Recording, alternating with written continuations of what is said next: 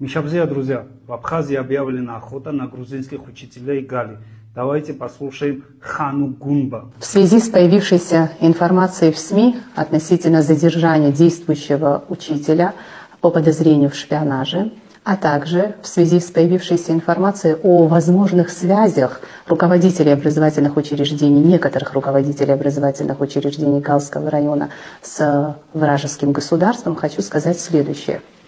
Министерство просвещения Республики Абхазия всецело поддерживает усилия правоохранительных органов, направленные на защиту интересов нашей страны. 1 октября арестовали учителя Гальской школы Шалву Хизамишвили. Сами абхазы не верят в его виновность, и это уже открытый террор против жителей Самузакана.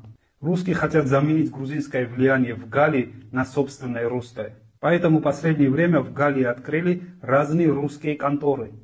Россотрудничество в Абхазии, Центр открытого образования, ресурсный центр Россотрудничества и так далее.